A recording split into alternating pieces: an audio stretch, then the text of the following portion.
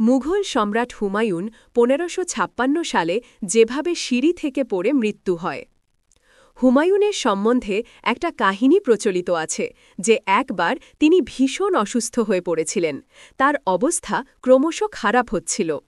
তার বাবা বাবর হুমায়ুনের পালঙ্ক ঘিরে ৩ বার পরিভ্রমণ করে প্রার্থনা করেন, হে খোদা, যদি জীবনের বদলে জীবন দেওয়া যায় তাহলে আমি বাবর আমার পুত্র হুমায়ুনের জীবনের বদলে নিজের জীবনদান করতে প্রস্তুত। হুমায়ুনের বোন গুলবদন বেগম হুমায়ুন নামাতে লিখেছেন, সেদিন থেকেই বাবর পিতা অসুস্থ হয়ে পড়লেন আর হুমায়ুন সুস্থ হয়ে উঠতে লাগলেন। একটা সময়ে বাবর পুরোপুরি শয্যাশায়ী হয়ে পড়লেন। সম্ভাল থেকে দিল্লিতে ডেকে পাঠানো হল হুমায়ুনকে। হুমায়ুন তার বাবার মৃত্যুর ৪ দিন আগে আগ্রা পৌঁছন।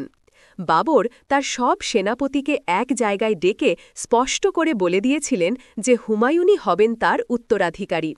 যেভাবে সেনাপতিরা বাবরের প্রতি খেয়াল রাখেন সেই একইভাবে যেন তারা হুমায়ুনকেও আগলে রাখেন বলেছিলেন বাবর।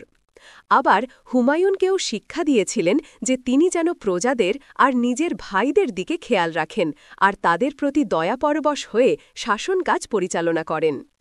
ইব্রাহিম লোদির বিরুদ্ধে যুদ্ধ। হুমায়ুনের জন্ম কাবুলে ১৫০৮ সালের ৬ মার্চ। যখন তিনি মসনদে বসলেন তখন তার বয়স মাত্র ২৭ বছর। ওইটুকু বয়সেই তার ভাল খারাপ সব গুণই সামনে চলে এসেছিল। সেই সব দোষ গুণগুলো চিরজীবনই তার সঙ্গী থেকেছে।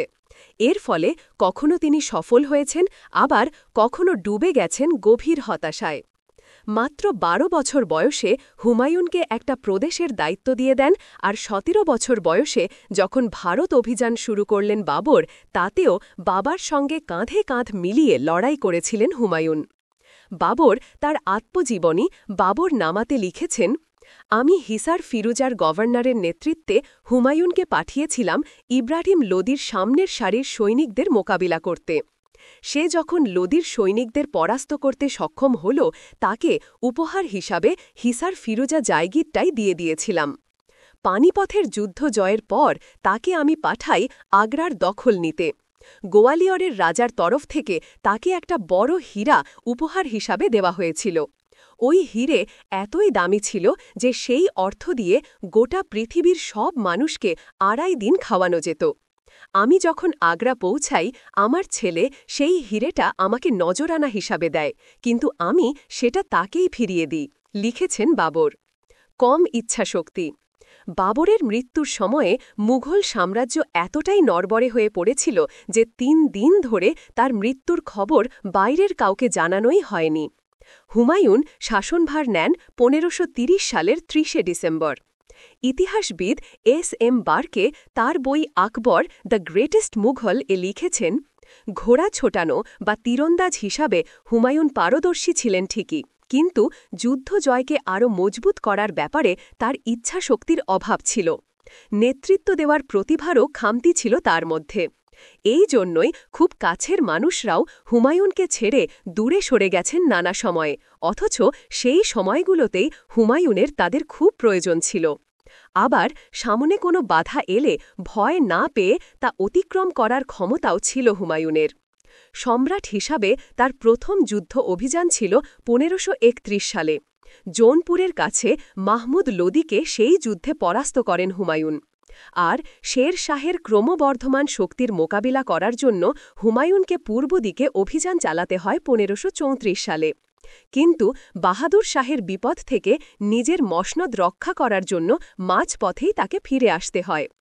এর ফলে শের শাহের ক্ষমতা আগের থেকেও বেড়ে গেল। আর হুমায়ুন সে বছরই পাড়ি দিলেন মালওয়া আর গুজরাটের দিকে। চৌসার যুদ্ধে পরাজয়।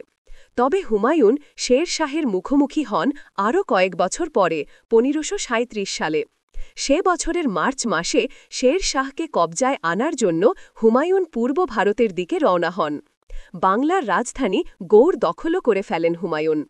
সেই সময়ের নামকরা ইতিহাসবিদ জোহর আফতাবচি তার বই তজকিরাত উল ওকিয়তে লিখেছেন, গৌড় দখল করার পরে হুমায়ুন একটা বড় সময়ের জন্য নিজের হারেমে কাটান।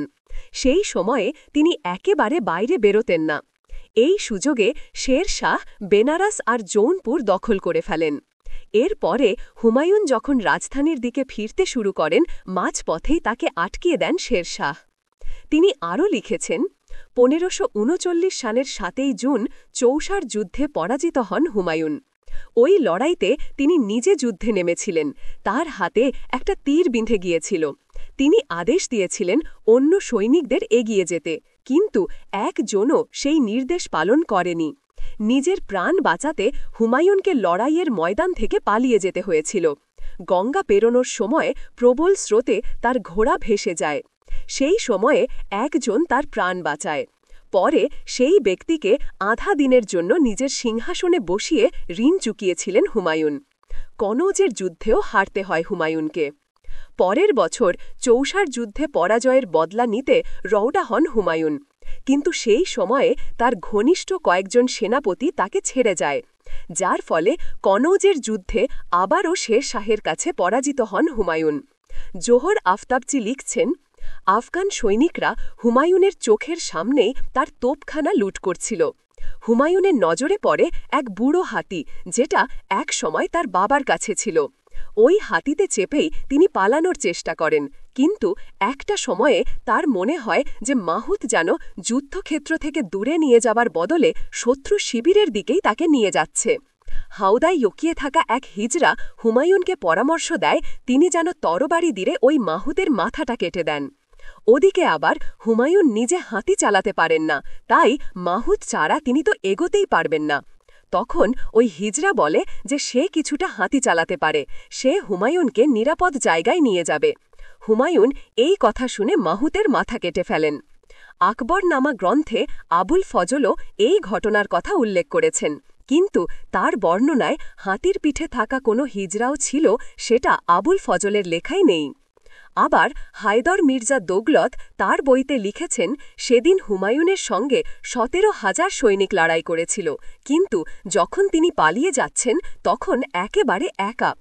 মাথায় না ছিল পাগড়ি, না ছিল পায়ে জুতো। আত্মবিশ্বাস হারিয়ে ফেলেছিলেন হুমায়ুন। ভাইদের সঙ্গে মতবিরোধ। কনৌজ থেকে আগ্রা পর্যন্ত হুমায়ুনকে যেতে হয়েছিল একটা ধার করা ঘোড়ায় চেপে। ততক্ষণে তার পরাজয়ের খবর ছড়িয়ে পড়েছে।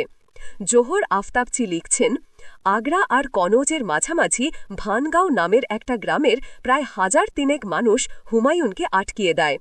তাদের দাবি ছিল সম্রাটের সেনারা গ্রামে লুটপাট চালিয়েছে, হুমায়ুনকে সব ফেরত দিতে হবে। হুমায়ুন তার দুই ভাই হিন্দাল আর অস্কারীকে গ্রামবাসীদের সঙ্গে কথা বলার দায়িত্ব দিলেন, কিন্তু তারা দুজন নিজেদের মধ্যেই ঝগড়া বাঁধিয়ে ফেলল। কিছু মতে ওই গ্রামবাসীদের সঙ্গে কথা বলে তিনি শেষমেশ আগ্রা পৌঁছলেন। তবে ১৫৪০ সালেই বাবার মৃত্যুর ঠিক ১০ বছর পরে হুমায়ুনকে আগ্রা ছাড়তে হয়। যখন আগ্রা থেকে পালাচ্ছেন হুমায়ুন, শের শাহ তার রাজপুত সেনাপতি ব্রহ্মদত্ত গৌরকে হুমায়ুনকে তাড়া করতে। আব্বাস সরওয়ানি লিখছেন, গৌরের ওপরে নির্দেশ ছিল যে হুমায়ুনের সঙ্গে লড়াই না করে শুধু তাকে তাড়া করার। আবার হুমায়ুনকে আটকানোরও উদ্দেশ্য ছিল না। শের শাহ তাকে ভারত থেকে তাড়ানোর কথা ভেবেছিলেন। এরই মধ্যে হুমায়ুনের দুই ভাই হিন্দাল এবং অস্কারী ফিরে গেলেন আগ্রায়। হুমায়ুনের অনুপস্থিতির সুযোগ নিয়ে তারা সেখানে শাসন চালাতে লাগলেন। এদের নামে খুতবাও পড়া হতে লাগল। শের শাহের সঙ্গে লড়াইয়ের জন্য নিজের ভাইদের প্রস্তাব দিলেন হুমায়ুন, কিন্তু তার আর এক ভাই কামরান সেই প্রস্তাব নাকচ করে দিলেন। কিছু সৈন্য নিয়ে লাহোরের দিকে রওনা দেন হুমায়ুন। ভারত থেকে পলায়ন, দিল্লি পুনরুদ্ধার। হুমায়ুনের বোন গুলবদন বেগম লিখছেন, লাহোরে পৌঁছে হুমায়ুন শের শাহকে বার্তা পাঠালেন, আমি আপনার জন্য গোটা হিন্দুস্তান ছেড়ে দিয়েছি, কিন্তু আমাকে অন্তত লাহোরে থাকতে দিন। শের শাহের জবাব ছিল, আমি তোমার জন্য কাবুল ছেড়ে রেখেছি, তুমি সেখানে চলে যাচ্ছ না কেন? পরের ১৫ বছর হুমায়ুনকে দিল্লির মসনদ ছেড়ে ইরান, সিন্ধ আর আফগানিস্তানে কাটাতে হয়। একটা বিস্ফোরণে ১৫৪৫ সালের মে মাসে মৃত্যু হয় শের শাহের। ১৫৫৩ সালে মারা যান তার পুত্র। তারপরেই তার সাম্রাজ্য ধীরে ধীরে ভাঙতে শুরু করে। পরের বছর কাবুলে খবর পৌঁছায় যে সেলিম শাহ সুরির মৃত্যু হয়েছে আর তার ছেলেকে মেরে ফেলেছে তার আপন চাচারাই। হুমায়ুন তার হারানো সাম্রাজ্য পুনরুদ্ধারের স্বপ্ন দেখতে শুরু করলেন। সে বছর নভেম্বর মাসে যখন হুমায়ুন কাবুল থেকে ভারতের উদ্দেশ্যে রওনা হলেন তখন তার কাছে মাত্র 1003 সৈন্য। ভারতে প্রবেশে আগে যখন সিন্ধু নদ পাড়ি হচ্ছেন হুমায়ুন 1554 সালের ডিসেম্বর মাসে, তখন সুরি বংশের 3 দাবিদার সামনে এসে গেছে। এদের মধ্যে সবথেকে প্রধান দাবিদার ছিলেন সিকান্দার শাহ। তিনি দিল্লি থেকে পাঞ্জাবের রোহতাস পর্যন্ত এলাকা নিয়ন্ত্রণ করতেন। হুমায়ুন যুদ্ধে নামার আগে কান্দাহার থেকে বৈরাম খাঁকে ডেকে পাঠালেন। 12 বছরের আকবরও ছিলেন সঙ্গে। হুমায়ুন যখন 1555 সালের 24শে ফেব্রুয়ারি লাহোরে প্রবেশ করছেন তখন তাকে কোনো বাধার সম্মুখীন হতে হয়নি। সরহিন্দের লড়াইতে আকবর একটা সেনা দলের নেতৃত্বও দিলেন। সিকান্দার সুরি লড়াইয়ের ময়দান থেকে পালিয়ে পাঞ্জাবের জঙ্গলে আশ্রয় নিলেন। 23শে জুলাই 1555 দিল্লিতে প্রবেশ করলেন হুমায়ুন। কিন্তু ভাগ্য তার সহায় হয়নি বেশি দিনের জন্য। শেষের সেদিন শেষ আফিমর বড়িটা খাবার জন্য তিনি গোলাপ জল আনতে হুকুম করেছিলেন। দিনটা ছিল 24 জানুয়ারি 1556। এর আগে হজ থেকে ফিরে আসা কয়েকজনের সঙ্গে দুপুরে সাক্ষাৎ করেন তিনি। লাল পাথরের তৈরি নিজের লাইব্রেরি ঘরে তাদের সঙ্গে সাক্ষাতের জায়গা ঠিক করা ছিল। ওই লাইব্রেরিটা আবার ছিল ছাদের ওপরে। তাদের ছাদে নিয়ে যাওয়ার আরও একটা কারণ ছিল। জুম্মার নামাজের জন্য জড়ো হওয়া প্রজারা তাদের সম্রাটকে যাতে ছাদ থেকে দেখতে পায়। ওই দলের সঙ্গে সাক্ষাতের পরে তার গণিতজ্ঞকে ডেকে পাঠিয়েছিলেন হুমায়ুন। গুলবদন বেগম লিখছেন, সেদিন খুব ঠান্ডা ছিল, জোরে হাওয়াও বইছিল। হুমায়ুন ছাদ থেকে নামতে শুরু করেন। হঠাৎই মসজিদ থেকে আজানের আওয়াজ আসে। সেটা শুনেই ধার্মিক হুমায়ুন সিঁড়িতেই সিজদা করার জন্য একটু ঝুঁকতে গিয়েছিলেন, আর তখনই তার পোশাকে পা জড়িয়ে যায়। সম্রাট হুমায়ুন সিঁড়ি থেকে গড়িয়ে পড়তে থাকেন। তার সহচররা ধরার চেষ্টা করেছিল, কিন্তু সম্রাট ততক্ষণে গড়িয়ে পড়েছেন অনেকগুলো সিঁড়ি। তারা তাড়াতাড়ি নিচে নেমে দেখে সম্রাট মাটিতে পড়ে আছেন। মাথায় গভীর আঘাত পেয়েছিলেন হুমায়ুন, আর তার ডান কান থেকে রক্ত বেরোচ্ছিল। হুমায়ুন আর চোখ মেলে তাকাননি। 3 দিন পরে তার মৃত্যু হয়। গ্রন্থনা অধ্যক্ষ মহসিন আলী আঙুর, সম্পাদক ও প্রকাশক মুজিবনগর খবর.com, মেহেরপুর।